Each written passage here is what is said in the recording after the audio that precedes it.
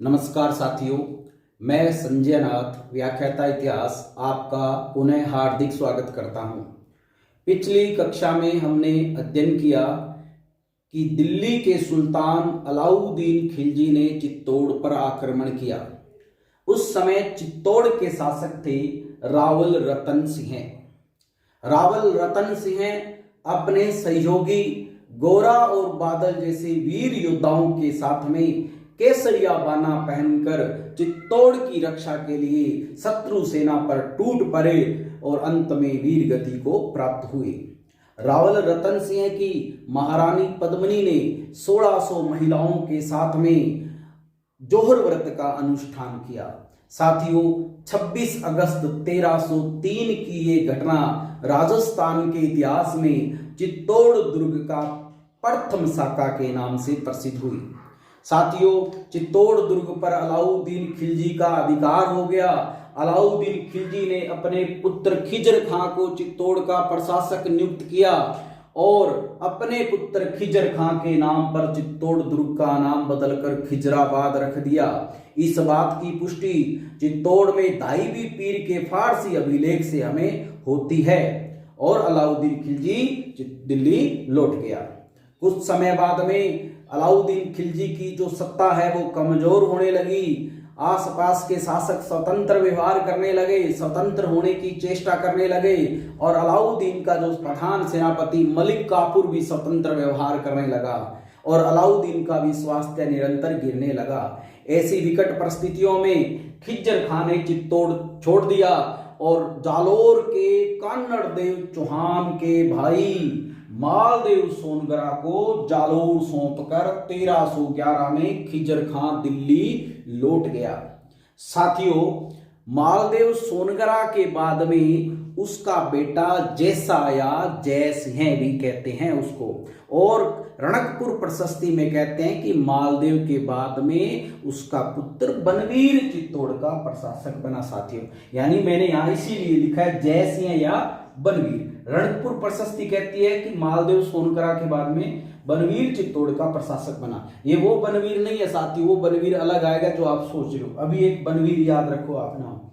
कहते हैं कि 1326 में सिसोदा ग्राम के रहने वाले राणा हमीर ने जय सिंह या वहां बनवीर है तो उनको मार भगाया और चित्तौड़ पर अधिकार कर लिया। रावल रतन सिंह के साथ ही रावल शाखा का अंत हुआ और राणा हमीर के साथ में सिसोदिया वंश की स्थापना हुई और राणा हमीर सिसोदिया वंश का संस्थापक हुआ। इस शाखा का नाम सिसोदिया क्यों हुआ और यहाँ के शासक अपने नाम के साथ राणा क्यों लगाते हैं, इस पर थोड़ी सी चर्चा हो जाए। तो साथियों, ये आप स्क्रीनशॉट ले लो, फिर मैं आगे चर्चा करता हूं। तो साथियों, यहाँ के शासक सिसोदिया क्यों कहलाए? गुहिल वंश जो है, रावल शाखा अंत कैसा हुआ देख लिया, यानी इस मेवाड़ के वंश को हम गुहिल वंश या सिसोदिया वंश कहते हैं। ठीक है, अब इस वंश में एक तो थी रावल शाखा का अंत हो गया, अब कौन सी शाखा आ गई? सिसोदिया। और अब ये सिसोदिया क्यों कैसे कहलाए, तो इसकी बात अपने करते हैं। देखो, हमने पीछे पढ़ा था, आपको याद हो तो, एक था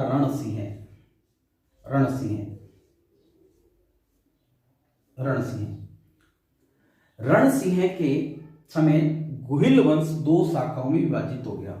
एक तो रावल शाखा का था छेम सिंह और एक था राणा शाखा।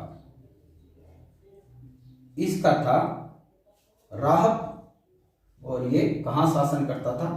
सिसोदा ग्राम में। और इसका जो छेमसिया हो गया, ये मेवाड़ पर शासन करता रहा।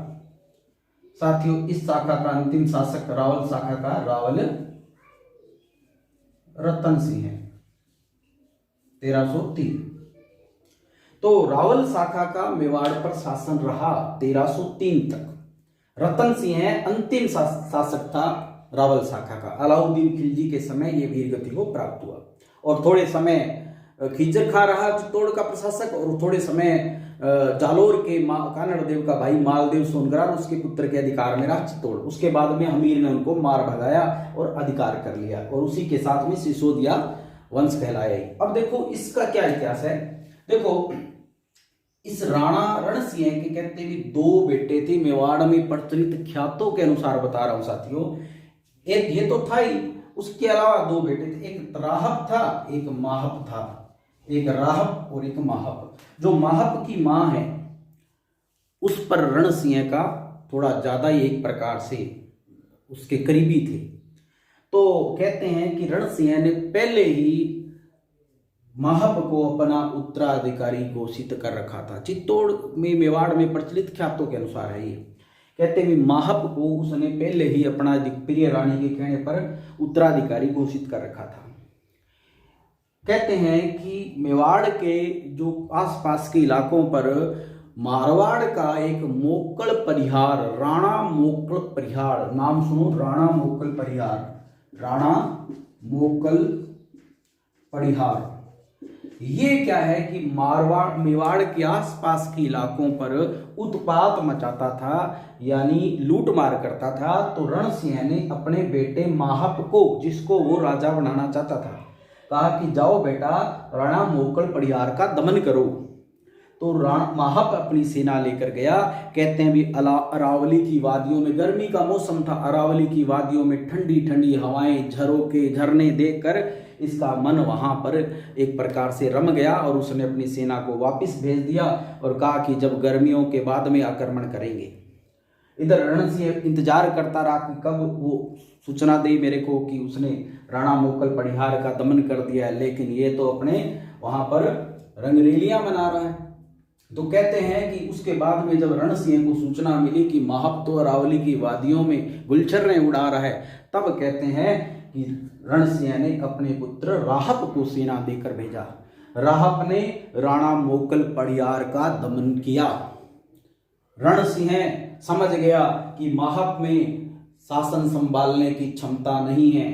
उसके बाद में उसने राहब को अपना उत्तराधिकारी घोषित किया और कहते हैं माहब डूंगरपुर चला गया और रणसिंह ने राहब को मोक्कल परिहार की ये राणा की उपाधि से सुशोभित किया। तो अब राहब को लगी राणा की उपाधि। इस प्रकार और बाद में आगे चलकर रणसिंह के समय जब ये गुहिल वंश 2 शाखाओं में बंट जाता है, तो अब वह अपने एक पुत्र को रावल क्षेम सिंह को तो मेवाड़ का शासन सौंपता है और राहब को कहता है कि तू सिसोदिया ग्राम में जाकर रहने लग जा। और राहब सिसोदिया ग्राम में रहने लग जाता है और राणा की इसको उपाधि मिल चुकी थी, तो राणा ये राहब कहलाया, राणा राहब। इसी के वंश में हम आगे देखते हैं कि 1303 में जब रतन सिंह के समय अलाउद्दीन ने आक्रमण किया था, तो यहां मैंने बताया था कि सिसोदा का सामंत लक्ष्मण सिंह, लक्ष्मण सिंह साथियों, लक्ष्मण सिंह अपने 7 पुत्रों के साथ में, 7 पुत्रों के साथ में वीर गति को प्राप्त हुआ। इन 7 पुत्रों में, इन 7 में एक था अरी सिंह। ये अरी सिंह किसका पिता था? अरी सिंह राणा हमीर का। तो मैं यहां लिख देता हूं सन ऑफ अरी सिंह, अरी सिंह, सन ऑफ अरी सिंह। ठीक है, तो ये अरी सिंह जो है वो लक्ष्मण सिंह के साथ में ही वीर गति को प्राप्त हुआ। तो इस प्रकार ये जो राणा हमीर है ये लक्ष्मण सिंह का पोता और अरी सिंह का पुत्र हुआ। और इस प्रकार जब हमीर ने मेवाड़ से जो खिजर खान ने जो नियुक्त किए थे, मालदेव सोनगरा का भाई जो मालदेव सोनगरा है या वहां पे उसके उत्तराधिकारी हुए जय सिंह बनवीर, उनको भगाकर पुनः मेवाड़ में गुहिल वंश की पुनर्स्थापना की। इसलिए राणा हमीर को रसिक प्रिया एक पुस्तक है, ये किसकी है? ये गीत गोविंद जो पुस्तक है, गीत गोविंद जय सिंह राइटर है इसका, इसकी टीका है रसिक प्रिया, जिसकी रचना कुंभा ने की थी। उस रसिक प्रिया में राणा हमीर को क्या कहा गया है? वीर राजा कहा गया है, वीर राजा। और कुंभा की एक पुस्तक है, कुंभा ने चित्तौड़गढ़ दुर्ग में चित्तौड़ विजय स्तंभ का निर्माण कराया था और वहां पर एक प्रशस्ति अंकित कराई, कीर्ति स्तंभ प्रशस्ति। तो कीर्ति स्तंभ प्रशस्ति में इसे क्या कहा गया है? विषम घाटी पंचानन। राणा हमीर को विषम घाटी पंचानन कहा गया है। साथियों, इसी राणा हमीर को एक नाम और है, मेवाड़ का उद्धारक। अब इस पर एक बात बता देता हूं, मेवाड़ का उद्धारक।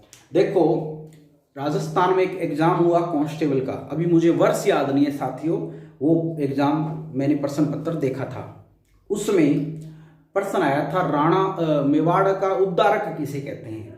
तो उसमें भामाशाह ऑप्शन में था, महाराणा प्रताप था, हमीर था और इस प्रकार एक नाम और था। तो साथियों, उस समय उत्तर माना भामाशाह, और हमने तब तक यही पढ़ा था मेवाड़ का उद्धारक राणा हमीर, और यही सही है साथियों, मेवाड़ का उद्धारक राणा हमीर को कहा जाता है।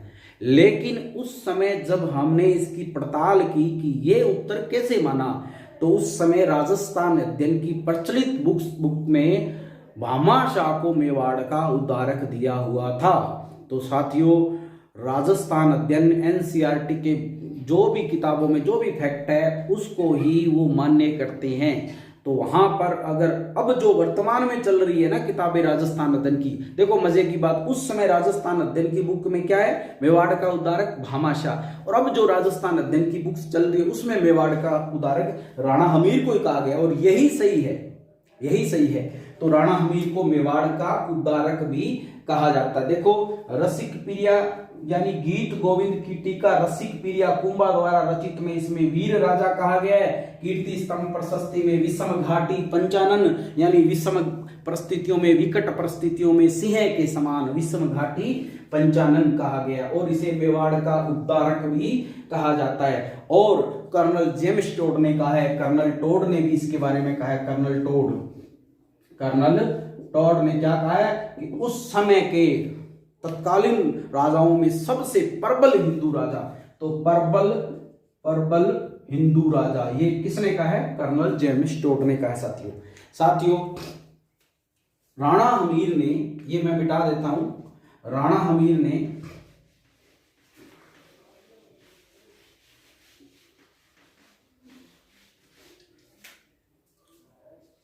एक युद्ध है सिंगोली का युद्ध, सिंगोली का युद्ध, बांसवाड़ा, सिंगोली युद्ध बांसवाड़ा।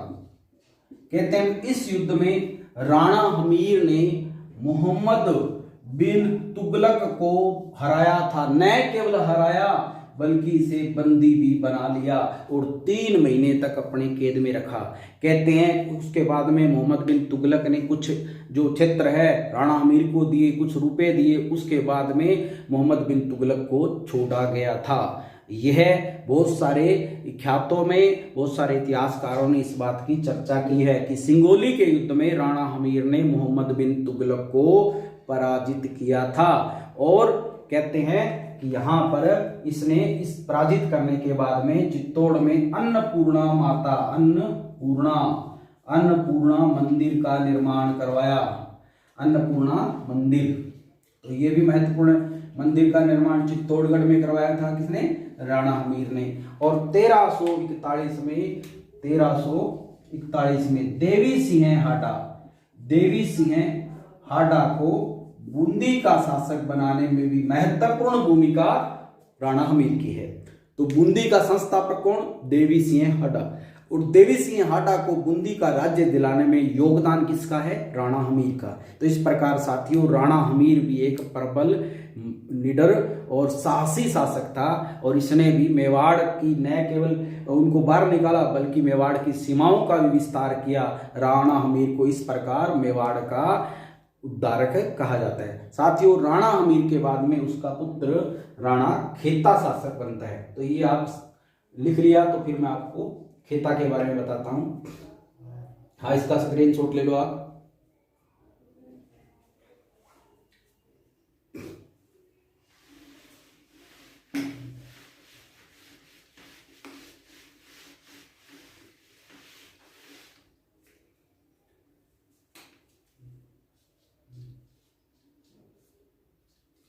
राणा खेता,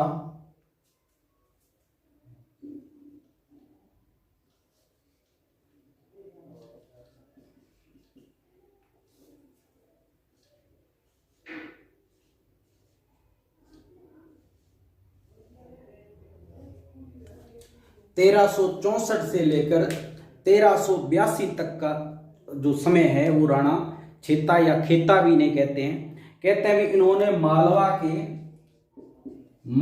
के एक तो दिलावर खां गोरी को हराया था, मालवा के दिलावर खां गोरी को हराया था, और इसी के साथ में मालवा मेवाड़ संघर्ष की शुरुआत हो जाती है साथियों। आगे चलकर कुंभा के समय भी हम देखेंगे कि इसके समय ये मेवाड़ मालवा संघर्ष शुरू हो जाता है। उसके बाद में कहते हैं भी 1382 में इसका हाड़ौती के लाल सिंह हाडा के साथ में किसी बात को लेकर झगड़ा हो जाता है, और झगड़ा इतना बढ़ जाता है कि दोनों अपनी वीरता का प्रदर्शन करते हैं और दोनों युद्ध करते हैं, और लाल सिंह हाडा और राणा खेता, जिसे छेता भी कहते हैं, ये दोनों वीर गति को प्राप्त हुए। वीर गति नहीं कहेंगे क्योंकि आपस में युद्ध कर रहे थे, ये मारे गए, एक दूसरे से लड़कर मारे गए। और कहते हैं कि इस राणा खेता की एक दासी थी खातिन, और इस खातिन के 2 पुत्र थे, चाचा और मीरा दासी, खातिन दासी। अभी मैं इसलिए बता रहा हूं कि आगे आपको समझने में कोई दिक्कत ना आए। इसी खेता के एक दासी थी खातिन, और उसी के पुत्र थे चाचा और मीरा। साथियों, ये हुए राणा छेता या खेता, ये राणा हमीर के पुत्र थे। इसका स्क्रीनशॉट ले लो। उसके बाद में हम बात करते हैं महाराणा लाखा की।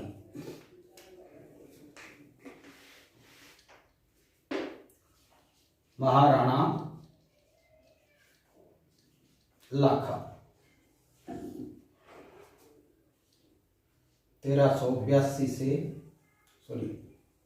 1321। महाराणा लाखा, लक्ष्य सिंह भी कहते हैं। साथियों, लाखा के समय क्या है, 2-3 बातें देखो। एक तो जावर जो क्षेत्र है, जावर में एक तो चांदी की खान निकली, चांदी की खान। अब चांदी निकलेगी तो सामान्य सी बात है, उस राज्य का एक प्रकार से आर्थिक उन्नति होगी। तो चांदी की खान निकली तो मेवाड़ में राणा लाखा ने क्या है कि बहुत सारे कार्य करवाई। राणा लाखा के समय ही एक बंजारे ने अपने बेल चित्रमल कहते हैं नाम बंजारे का, चित्रमल अपने बेल की याद में पिछोला झील का निर्माण करवाया। तो इसके समय पिछोला झील का निर्माण करवाया गया, और उसके बाद में कहते हैं कि इसके समय में ही 2 विद्वान थे। एक तो संस्कृत के विद्वान, एक तो झोटिया भट्ट और धनेश्वर भट्ट।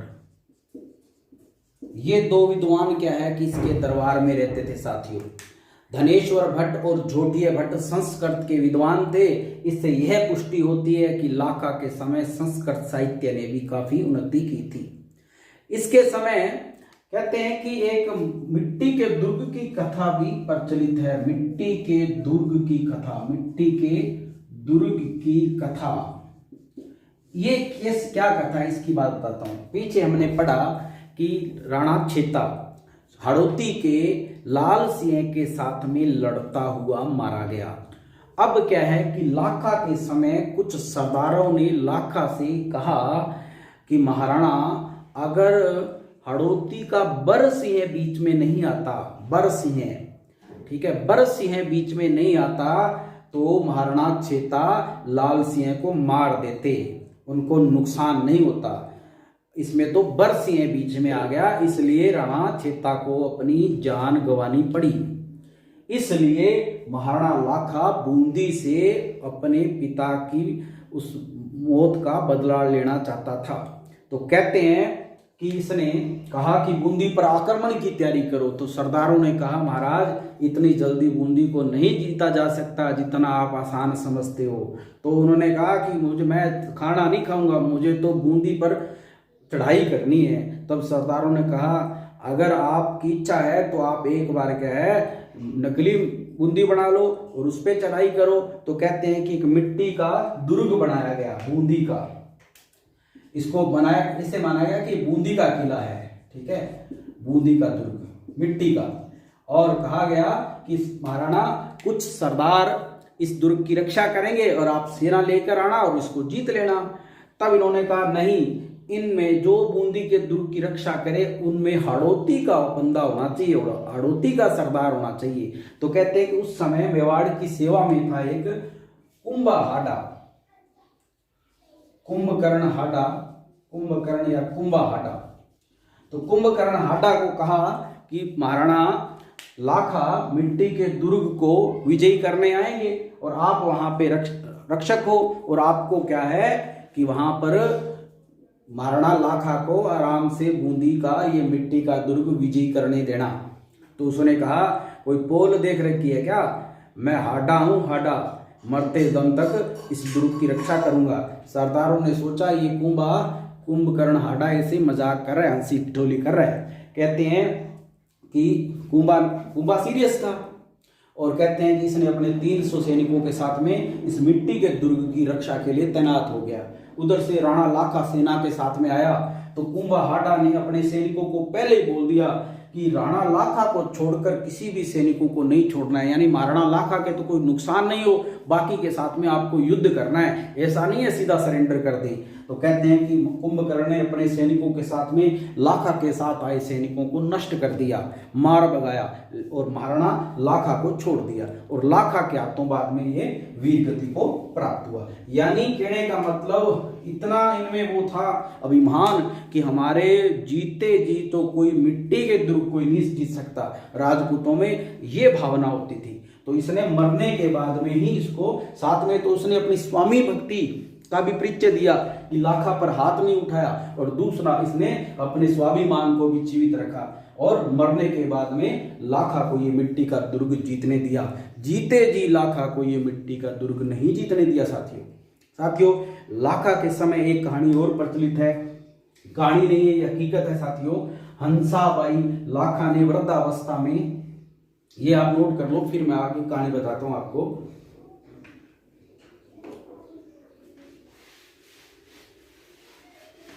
अब देखो, पहले इधर है मारवाड़ है और इधर हम मेवाड़ है, दोनों पैरेलल रखते हैं।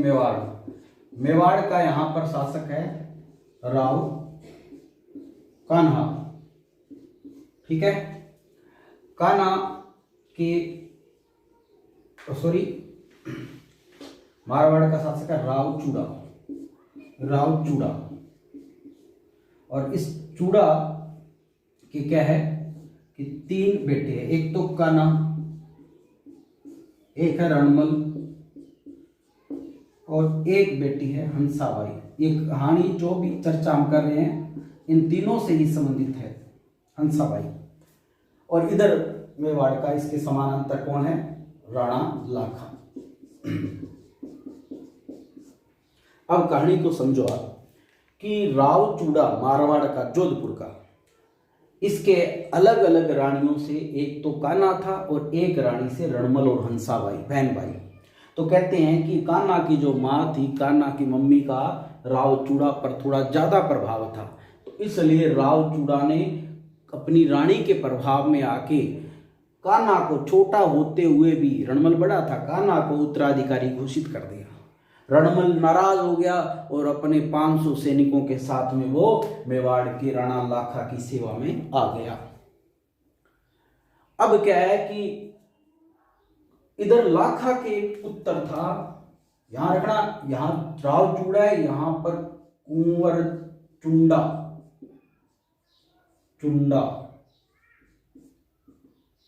कुंवर चुंडा, कुंवर इसलिए कि ये राजा नहीं बना इसलिए कुंवर, नहीं तो राणा अपने लिखते, तो कुंवर चुंडा। तो लाखा के पुत्र था कुंवर चुंडा। तो कहते हैं कि रणमल मेवाड़ किस लिए गया था, पहले तो इसलिए गया था कि मेवाड़ से मदद कर मेवाड़ की सहायता लेकर मैं कभी कान्हा को हराकर मारवाड़ की गद्दी प्राप्त करूंगा, इसी सोच के साथ वो मेवाड़ गया था। अब उसने क्या है कहा कि क्यों न मेवाड़ के साथ में रिश्तेदारी की जाए ताकि अपने को मारवाड़ प्राप्त करने में आसानी हो। तो इसने क्या है कि अपनी बहन हंसाबाई का विवाह राणा लाखा के पुत्र चुंडा के साथ करना चाहा और सगाई का नारियल भेज दिया। अब क्या है कि दरबार के अंदर यानी रणमल ने हंसाबाई की सगाई के लिए राणा लाखा के पुत्र चुंडा के लिए सगाई का नारियल भेजा। पुत्रों, उस समय दरबार में चुंडा उपस्थित नहीं था, क्रिकेट खेलने गया हुआ था। और कहते हैं कि सरदार जो दरबार में बैठे थे वो थोड़े हंसने लगे कि लाखा जी क्या बात है, आपके लिए तो नारियल वगैरह आ रहे हैं सगाई के। तो राणा लाखा कहता है हमारे लिए इस उम्र में बुढ़ापे में कौन सगाई के नारियल भेजेगा।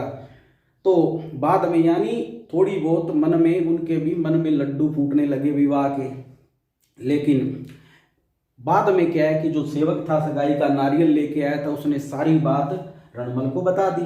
तो रणमल को तो अपनी शक्ति बढ़ानी थी, उसे इसका कोई मतलब नहीं था कि उसका बहन का विवाह हंसाबाई का विवाह उसके पुत्र से हो, बाप से हो।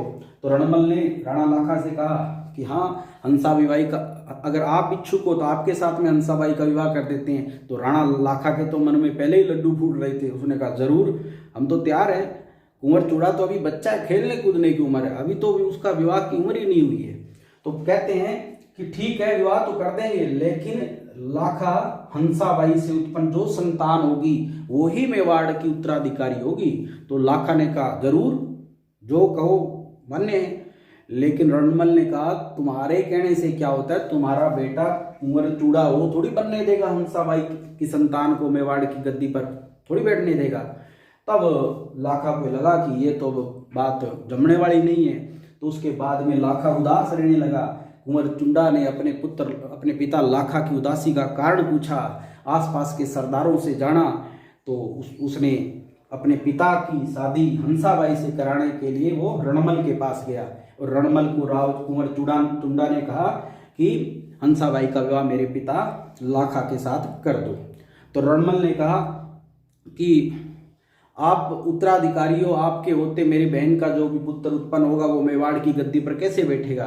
तो कुंवर चुंडा ने कहा मैं इसका वादा करता हूं मैं आपसे कि इस हंसाबाई से उत्पन्न संतान ही मेवाड़ की गद्दी पर बैठेगी।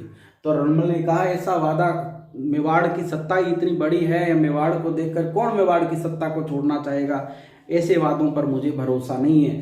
तब कुंवर चूड़ा ने अपने पिता लाखा की शादी हंसाबाई से करवाने के लिए एकलिंग जी की शपथ खा के कहा कि मैं आजीवन ये ब्रह्मचार्य का पालन करता हूं, मैं भीषम प्रतिज्ञा करता हूं। तो बाद में क्या है, रणमल और भीषम प्रतिज्ञा करता हूं और मैं कभी भी मेवाड़ की सत्ता का दावा नहीं करूंगा और हंसाबाई से उत्पन्न संतान को ही मेवाड़ की गद्दी पे बिठाऊंगा और आजीवन उसके हितों की रक्षा करूंगा।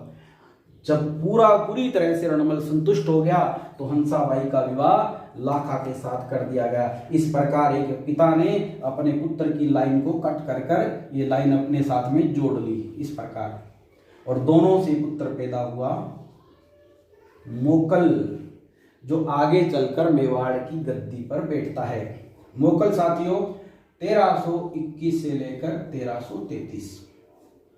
कहते हैं भी लाखा और हंसाबाई से मोकल हुआ और कुंवर चुंडा ने मोकल को मेवाड़ की गद्दी पर बिठाया। कुंवर चुंडा ने अपनी प्रतिज्ञा को निभाया।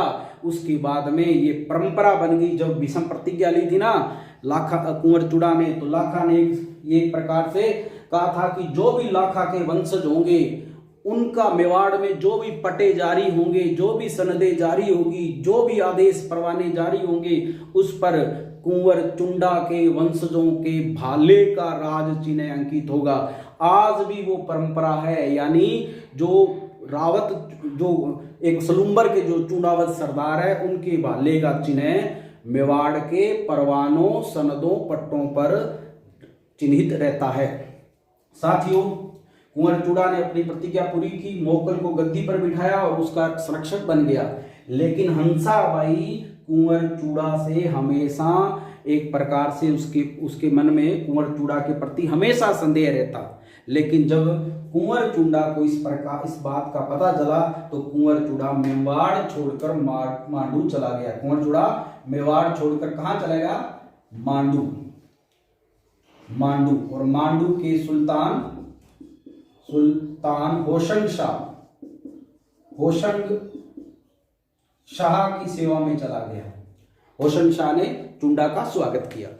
उसके बाद में क्या है कि हंसाबाई ने मारवाड़ से अपने भाई रणमल को बुला लिया। रणमल मेवाड़ आ गया और भांजा राजा है, तो रणमल की तो 5 उंगलियां घी में। और कहते हैं कि रणमल ने मेवाड़ के सभी बड़े पदों पर राठौड़ी सरदारों की नियुक्ति कर दी। यहां तक उसने क्या है कि कुंवर चूड़ा के एक भाई था राघव, उसकी भी हत्या कर दी। इससे जो मेवाड़ी सरदार है नाराज हो गए कि उन्हें रणमल का हस्तक्षेप मेवाड़ में बर्दाश्त नहीं हुआ। साथियों, जो मोकल है वो अपने पूर्वजों की भांति एक योग्य शासक था। न केवल उसने युद्धों से अपने साम्राज्य का विस्तार किया, बल्कि मेवाड़ को उसने एक प्रकार से बौद्धिक और कलात्मक एक प्रकार से केंद्र बना दिया था, सांस्कृतिक केंद्र बनाया था। इसके दरबार में, जैसे मोकल के दरबार में एक प्रकार से फन्ना, मन्ना और विशल शिल्पी थे। फन्ना, मन्ना और विशल, ये इसके दरबार में प्रमुख शिल्पी थे। और योगेश्वर, ये प्रमुख विद्वान थे। योगेश्वर और विष्णु भट्ट नाम के विद्वान किसके दरबार में रहते थे? मोकल के दरबार में रहते थे। मोकल ने राजा भोज द्वारा चित्तौड़ में निर्मित त्रिभुवन नारायण मंदिर, जिसे इस मंदिर का मोकल ने क्या किया? मरम्मत करवाई। त्रिभुवन नारायण मंदिर की मरम्मत करवाई, इसलिए इस मंदिर को मोकल का मंदिर भी कहते हैं। मोकल का मंदिर, वही मंदिर जो भोज परमार ने चित्तौड़ के अंदर बनवाया था, त्रिभुवन नारायण मंदिर, जिसे समिदेश्वर मंदिर भी कहते हैं। और मोकल ने क्या है कि इस मंदिर का जीर्णोद्धार करवाया, इसलिए इसे मोकल का मंदिर भी कहते हैं। उसके अलावा इसने चित्तौड़ में एक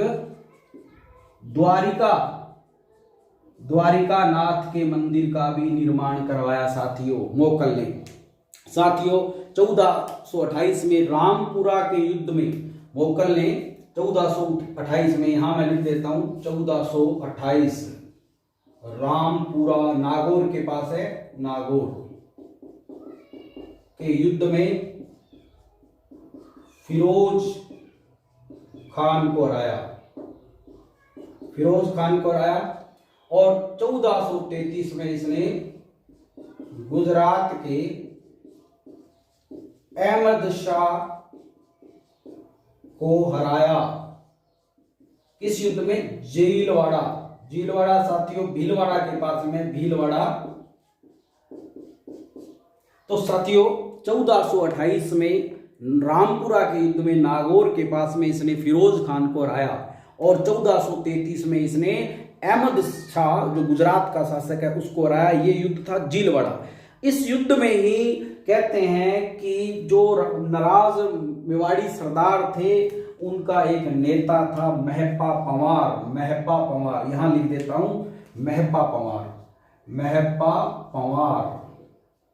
इस महपा पंवार के कहने पर चाचा व मीरा, ये 2 भाई, ये चाचा और मेरा, मैंने पहले बताया था ना कि खेता की खातिन दासी के पुत्र। इसके बारे में थोड़ा बता देता हूं कि बचपन में मोकल और चाचा और मेरा जंगल में शिकार खेलने गए। और वहां पर किसी वृक्ष को देखकर कि स्वाभाविक ही पूछा था मोकल ने चाचा और मीरा से कि ये पेड़ किसका है। ये माना जाता है सामान्यतः है कि खातिन लकड़ी का काम करते हैं और इनको पेड़ों की जानकारी होती है। तो चाचा और मीरा ने इसको अपने ऊपर व्यंग्य बाण की तरह लिया कि ये तो हमारे ऊपर एक कटाक्ष कर रहा है कि हम दासी के पुत्र हैं। लेकिन मोकल ने तो स्वाभाविक ही पूछा था। उस बात को ये अपने दिल में बिठा गए और कहते हैं मैं पापामार के कहने पर चाचा और मीरा ने जीलवाड़ा के मैदान में, जीलवाड़ा के युद्ध में, इसमें धोखे से मोकल की क्या कर दी, हत्या कर दी। चाचा और मीरा ने हत्या कर दी। साथियों मोकल का जो समय है, मोकल का जो एक मैंने बताया कि ये न केवल वीर था, इसने क्या है कि बौद्धिक क्षेत्र में, कलात्मक क्षेत्र में भी एक प्रकार से मेवाड़ को उन्नति के मार्ग पर पहुंचाया और आने वाले अपने पुत्र कुंभा के लिए मार्ग प्रशस्त किया। साथियों आज के लिए इतना ही। धन्यवाद। जय हिंद। अगर ये आपको वीडियो लेक्चर पसंद आया तो इसको आप जरूर शेयर करें और सब्सक्राइब करें। थोड़े दिनों बाद में मैं रीट के लिए स्पेशल क्लास लेके आऊँगा भारत की ज्योग्राफी की। धन्यवाद साथियों। जय हिंद।